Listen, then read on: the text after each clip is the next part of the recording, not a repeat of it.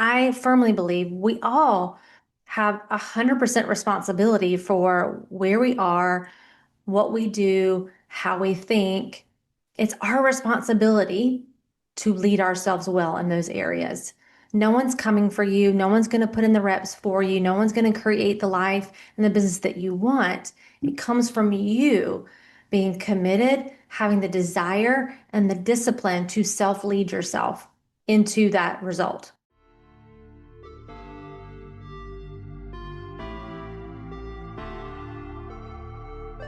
Welcome to the Life Coaching for Mompreneurs podcast, where you will learn simple solutions to win at work without losing at home. Hi, my name is Martine Williams, and I am your host and CEO, your Chief Encouragement Officer. And this podcast is your one-stop shop to creating a burnout-proof life and business by elevating your clarity, confidence, and courage. Friends, it's time to say goodbye to being the yes girl, to procrastinating on your goals and living in overwhelm.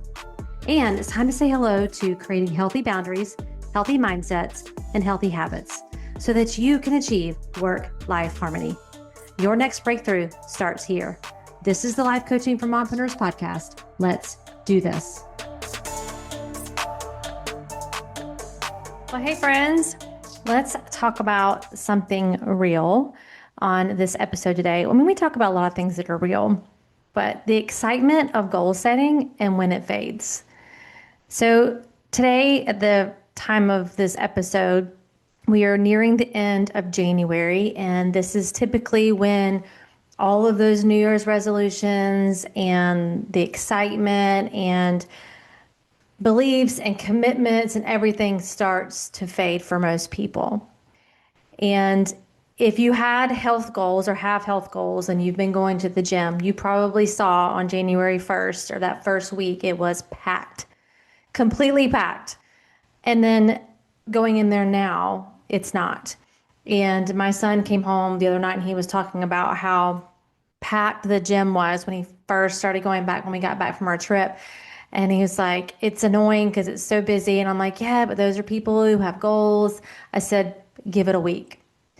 And I hate to say that. And it's actually heartbreaking to know there's so many people who give up on themselves and give up on their goals in 20 days or less, but it is the reality.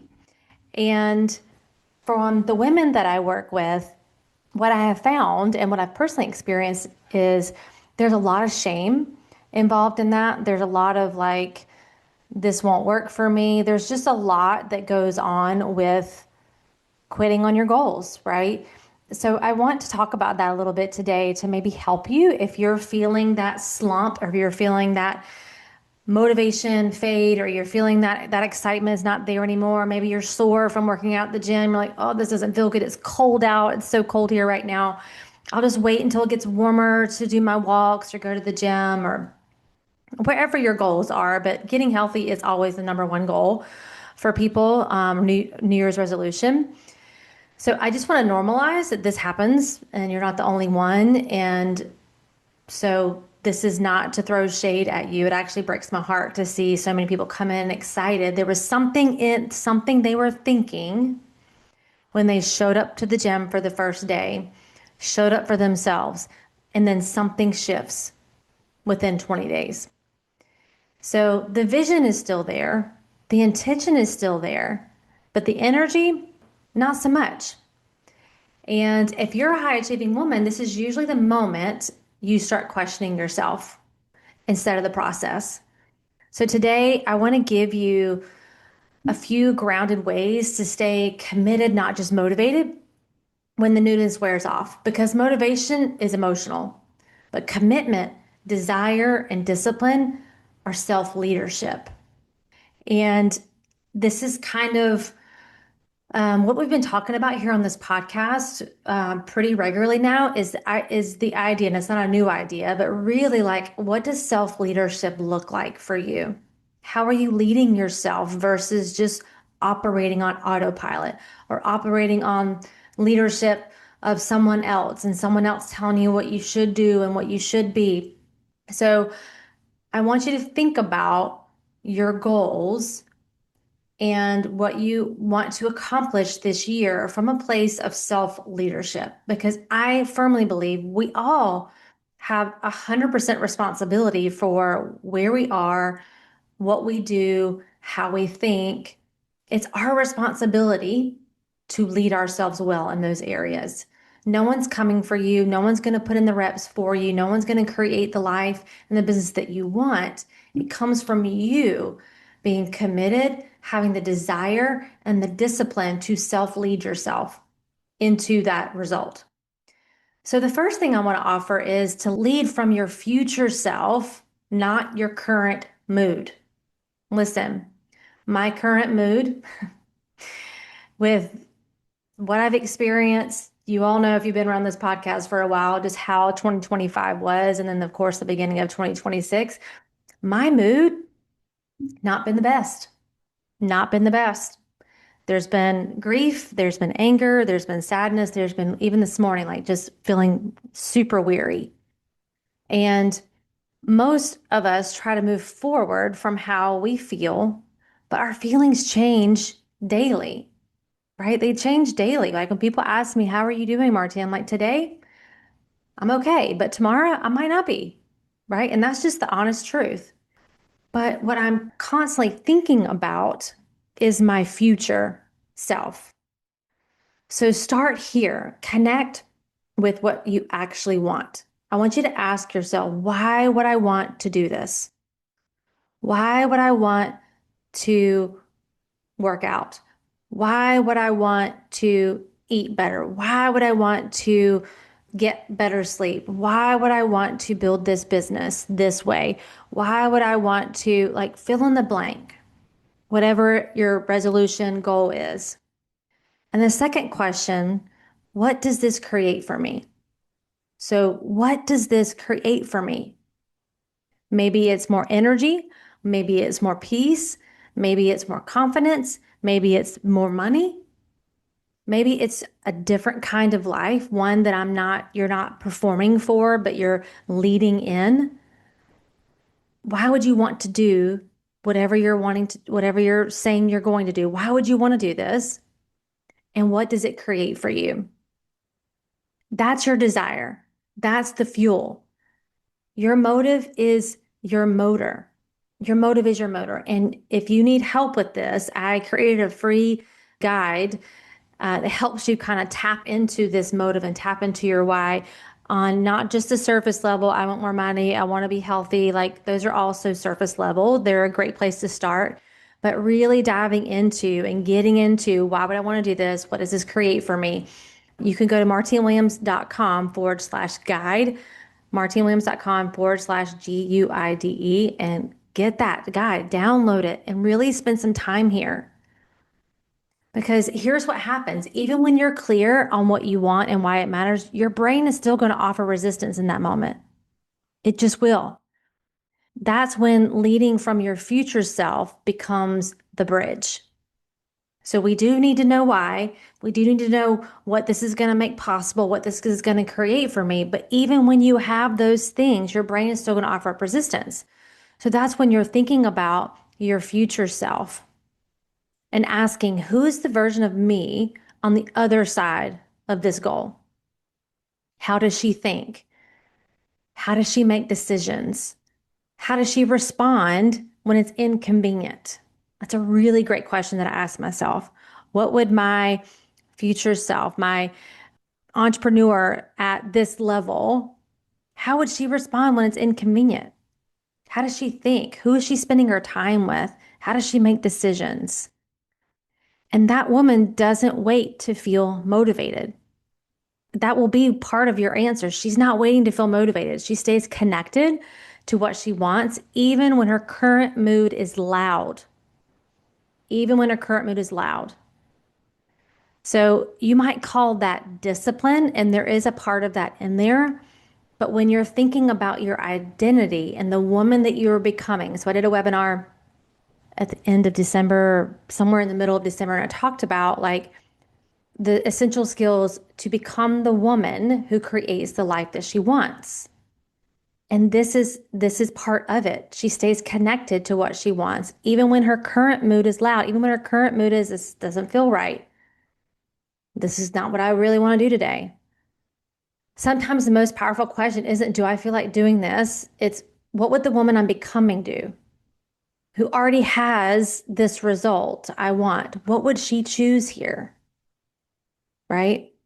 What would the woman I'm becoming who already has the weight loss, the meal prep dialed in, the income and the business where she wants, the work-life balance, like who would the woman I'm becoming, what would she choose here? You're not overriding your desire here when you ask that question. You're using your identity to stay tethered to it when your brain is offering you shortcuts. For example, instead of asking, how do I force myself to work out? Which I have a lot of clients that I work with that this comes up. They don't love working out. They love the idea of working out. They love the idea of being fit, but they're like, how do I force myself to work out? It's not the best question to ask. The question to ask is, why would I want to take care of my health? What does that give me? What does that make possible?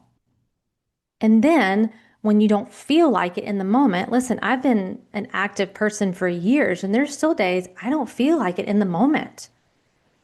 But I know that working out gives me energy. I know that working out is like a form of therapy for me. I know that once I get there, I will be so thankful that I got there, right? So the woman who has energy and feels strong in her body does this even when it's not convenient. So I'm thinking about, I know when I work out, I'm going to have energy and I'm going to feel strong in my body. That the woman who has those things, has that result, does the workout even when it's not convenient, does the workout even when she doesn't feel like it. This is not you muscling through, it's you staying connected to what you actually want. So in the moment, your brain's going to offer up all of the resistance, because again, that's what the brain does. But you will override it with the identity piece. Because you can be deeply motivated and you can know exactly why something matters and still not feel motivated in the moment. This is where the shame comes in for most people, is they're like, why can't I just be more motivated like Martine? Why can't I just do this? Why can't I just do that? And it's because you're focusing more on the feeling in the moment versus who you're becoming, who you need to become to create that result for yourself. Your desire doesn't change, your feelings do. The desire is still there, but your feelings are going to be all over the place. So you lead from the desire, not from the feeling. Quick pause. If you've been listening and you're ready to stop performing your life and start leading it, if you know you're ready to feel better now, not later, and you're ready for support that actually creates sustainable transformation, I have private one-on-one coaching spots open. And inside this coaching, in Illuminate You Coaching, we don't guess. We use your unique personality blueprint built from the science-backed personality and performance tool called the ProScan, the one you've heard me talk about here in the podcast. This is used so that every decision, every boundary, every shift is designed specifically around your wiring, not someone else's. This is my aligned success method. It's not hacks. It's not try harder. It's not mindset glitter. It's a real solution. It's rooted in science, strategy, and your unique design. So you can lead your life as the woman you actually are, not the woman others expect you to be. Now is the time. Take the step. Book your clarity call at martinewilliams.com/clarity. All right, back to the episode. The second thing that I want to offer up is that belief shows up in action. I once heard Brooke Castillo, and if you don't know Brooke Castillo, she is the owner of the Life Coach School. One of the certifications that I have is through her. And I once heard her answer this question: how do you know if you believe in a goal? And her answer was very simple. They always are. But she said, look at the action that you took last week. Not what you planned, not what you journaled about, not what you saved on Instagram, what you did. Because belief eventually shows up in behavior. Not perfectly, not consistently every day, but directionally. If nothing is moving, it doesn't mean that you're incapable. It just usually means you're waiting to feel ready. And we've talked about this before. Ready isn't a feeling, it's a decision that you make to be ready. But your brain doesn't offer up like the feeling of readiness in advance. Very rarely does it make you feel ready before you do something. I mean, I didn't feel ready before I had a baby. I didn't feel ready before I got married. I didn't feel ready before I started this business. I didn't feel ready the first time I started working out. I didn't feel ready. Like, there was a lot of moments where my brain didn't offer up the feeling of readiness. But that's why so many of us will say, I'll start when I feel more motivated, right? They're waiting on the motivation. I'll do it when I have more clarity. I'll go all in when I feel confident. But the order is actually the opposite. Remember the action wheel. Action creates clarity, and then clarity creates confidence. You don't just think your way into momentum. Your thoughts have a huge piece of this, but that's just one step. You have to move your way into it eventually, even imperfectly, even awkwardly, even when you're unsure and holding that uncertainty. We talked about that before. So if you're wondering whether you believe in a goal you set, don't look at your intentions. Look at your calendar. Look at last week. Not to judge yourself or shame yourself, but to orient yourself. Are my behaviors lining up with what I'm saying? And if not, what's happening there? Like, spend some time thinking through that. This may be where you're getting stuck. You have the desire, but you lack the belief. You might be saying, I want this, but I'm not sure. Or I can't see how it's possible. Or I don't fully believe it's possible for me, right? I see this when I have women come on to a clarity call. They come in and they have the desire for change. They're ready for things to be different. And when we start talking about that, and we start talking about some of the actions, we start talking about the possibility of a new life with new thoughts and new confidence and new energy and new clarity and all of those things, the number one hurdle is, will this work for me? And I want you to know you're not a unicorn. Like, it will work. Most things work if you work it. Belief isn't just something that you think, it's something that you practice, and we practice by being in motion and being in alignment. We need our mind, what we believe is possible, our heart, what we deeply want, and our actions, what we consistently do, all pointing in the same direction.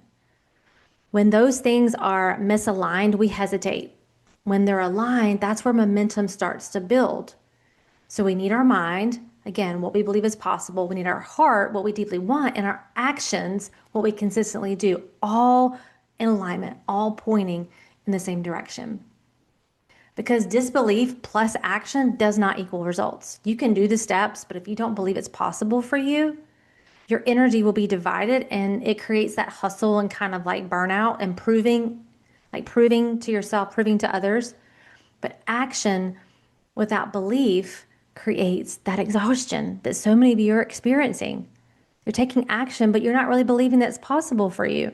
So it's kind of like this start, stop, push real hard, and then burn out. Push real hard, and then burn out. But when belief plus aligned action are together, that's where we start creating some momentum. And that's where having the support of a coach, of a mentor, of an accountability partner helps you with your belief, helps you align what you believe to be true with the actions that you're taking to create the momentum, to create the progress. And then when you start seeing progress, it creates more progress. It creates the motivation to keep doing it, right? So I want to offer up also the idea of overriding what you want now for what you really want later. This isn't about being harder on yourself. It's not even about really discipline. It's about staying connected to that deeper desire when your brain is pulling you toward immediate comfort, and just noticing when that happens and not spiraling down into beating yourself up. What's wrong with me? Why can't I do this? She's doing it. Why can't I do it? Your brain is wired for relief, for what feels good right now. So it's going to offer up, skip the workout. That don't feel good right now. Scroll instead of connecting with your family or having the conversation or spending time on some work. Scroll instead. You can do the other thing tomorrow. Or this won't matter anyway. It's not going to work for you. It's not going to matter. But you already know what you want and you already know why it matters. So self leadership sounds like I want to feel strong. Going back to the example at the beginning, I want to feel strong and energized. So even though I don't feel like doing it right now, I'm choosing it anyway. I'm choosing this because I want more peace in my life. So I'm holding on to this boundary, even though it's uncomfortable. I want to trust myself. So I'm going to keep this commitment, even though my brain is offering an out. This is not you arguing with your feelings because we want to feel our feelings. You're just not letting them override what you actually want. Because remember, feelings change and they change based on what you're thinking about. So if you're thinking about the woman that you're becoming, when you're thinking about this is possible for me and I believe this is possible for me, or I'm working on my belief as I take action and hold uncertainty. It's allowing you to stay anchored to your desire even when the moment feels hard. Because listen, I can empathize and sympathize with if you're going to the gym for the first time, it feels hard to walk into the gym for the first time, especially if you're out of shape, right? And maybe you're not at the weight that you want to be at. It's hard to walk into a space like that. I get it. And then you get sore. So not only are you battling the discomfort in your mind and the belief and like comparison of all the people around you, you have physical soreness in your body. But when you stay anchored to your desire, why would I want to do this? Even when the moment is hard, you're going to be able to bypass that or work around it or override it, is kind of how I like to say it. Listen, there's mornings I wake up and we're doing 21 days in fasting at my church right now. And we get there at 6 o'clock in the morning and we're there from 6 to 7. And when my alarm goes up at 5 o'clock, even this morning, I was like, oh, I really just want to sleep, right? But I have the muscle and I don't want to call it discipline, but I don't know if it's even, I guess the skill set, that's what the word I was looking for. I have the skill set to override what my brain is telling me in the moment for what I know I really want later. I know when I get up and I go to prayer and fasting that I'm going to get into the presence of the Lord. I know that I'm able to connect with fellow believers. I know that I'm going to leave there feeling different. And so I'm able to override what my brain is telling me in the moment in this warm, comfortable bed because I know who I'm becoming and I know what I want and why I want it and why it's important to me. So it's the anchor. And that's also emotional maturity. That's emotional capacity. It's emotional resilience. It's emotional wealth. It's self-trust. And that's how you build what you want later without being ruled by what feels easiest now. In closing, I just want you to really think about that this is just how the brain is wired and works. And to normalize it, not accept it, but to normalize it if you're in a place of shame and beating yourself up about it, just knows how everyone's brain works. My brain works that way. Even the most successful person that you see who seems to be hitting all of her goals or his goals, their brain does this too.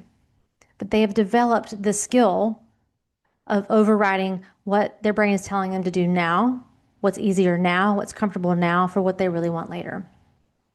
You probably have heard the quote, it's been one of my favorite ones really as a business owner over 2 decades now, is that successful people are just those who are willing to do what the unsuccessful people are not. It's the same exact things. We're choosing differently. We're choosing to think differently. We're choosing to believe differently. And then we're choosing to behave differently. That's the difference. It's not talent, not skill. For the most part, it's understanding how the brain works and then how to respond to that in the moment. So, in closing, you don't need more hype. You don't need more hype for motivation. You don't need more, whatever your brain is offering up to you right now. You don't need more hype and all of that. You need to self-trust. You need to be able to trust yourself that you know what you want and why you want it, and the person you're becoming is going to pull you in that direction. The more you think about her, she's going to pull you and invite you into that work. You don't need perfect consistency. You need honest leadership. I don't feel like doing this today. And always add the and in there. And this is who I'm becoming. This is what the most healthy version of myself would do today. This is what she would choose today. And then go do it. Motivation will rise and fall, but the woman you're becoming, she keeps showing up, even quietly, even imperfectly, even when it's not exciting anymore. That's where real change is built. When the excitement wears off, that's where the commitment comes in. That's where the desire comes in. That's where discipline comes in. Because the exciting feeling leaves all of us. Or you get into the habit of bringing up that excitement. And that's where, why would I want to do this? And what is this going to make possible for me? That will help you to stay tapped into that desire. And maybe it won't be a feeling of excitement. Maybe it's a feeling of compellingness. Maybe it's a feeling of confidence. Maybe it's a feeling of achievement. So excitement might not be the word for you. There have been so many times where I've heard my coach talk about getting excited about this and excited about that. I'm like, I just don't think that's the right emotion that's going to drive me, is to be excited, because I'm not a superly like overly excited person about anything. I'm pretty even keel, but I do know what it feels like to be compelled. And that compellingness is what drives me on the days where I just not feeling it, right? My brain's like, nope, just stay in the bed. Nope, don't do that podcast. Nope, you don't need to write that email. It's the compelling reason for my mission and my passion and my purpose. And I know what I'm called to do is what helps me specifically in those hard times when I'm enduring grief, when I'm enduring loss, when I'm enduring sadness, all of that. I still can tap into that compelling feeling and show up here on the podcast and show up in my emails and show up and do trainings and show up for my coaching clients. So here's what I want you to do this week. I want you to pick one small action that aligns with who you're becoming. So maybe this is a shift for you. Maybe you haven't really thought about who you're becoming. Maybe you're still just focused in on the day-to-day actions, but I want you to think about identity first. It's always the who before the how. Who are you becoming? Are you becoming the woman who takes care of her health, takes care of her body? Are you becoming a woman who is stronger physically? Are you becoming a woman who decides to go after her passion and her desires and her dreams? Who are you becoming? And I want you to pick not the biggest thing, not the hardest thing, just one thing. And I want you to do it 3 times this week, whether you feel like it or not. Whether you feel like it or not. Not from a hustle place, but I just want you to notice what happens when you choose to do this for yourself. You're going to show your brain that you can follow through without needing the feeling first, that you can override the need for certainty, the need for, is this going to work? The need for comfort, and that you just follow through. Like you're becoming a person who does what she says she's going to do. There is so much power in that. Because every time you don't do what you say you're going to do, you create distrust. It creates a distrust. It creates less integrity for yourself. So I hope this resonated with you. If you're in a slump with your goals and you're really excited, now you're not, hopefully this will help anchor you back to it. Again, if you need some questions or things to help you to kind of tap into your motive, which is your motor for your goals, discovering your why, you can go to martinewilliams.com/guide and download that free guide for you. And if this is something that you're like, hey, I would just love to talk more about this, it's really like resonated with me, I encourage you to book a clarity call. It's 1 hour, you and I together, and we're just going to talk about these things. We're going to talk about where you are right now, where you want to go, what are the thoughts that you're having, which ones are serving you, which ones are not serving you, why do you want to create something different for yourself or for your family, and really just have an honest conversation in a very safe, judgment-free zone. And there's so much value in having that time with someone who can just show you things that you can't see because you're in the middle of it. So I would be honored to do that with you. You can go to martinewilliams.com/clarity and book your clarity call. You can email me at martine@martinewilliams.com. And if you don't see a time that works for you on my calendar, just let me know and I'll make some time to work for you. But I'm believing in you always, and I will catch you on our next episode. Well, that's a wrap, friends. Thank you for tuning in to today's episode. I really hope it met you right where you are and gave you some encouragement for your day. Could you do me the biggest favor and leave me a rating and review? Seriously, it's the best way for you to support the show. And while you're there, be sure to follow the show so you never miss an episode. Thanks again. And until next time, I am believing in you always.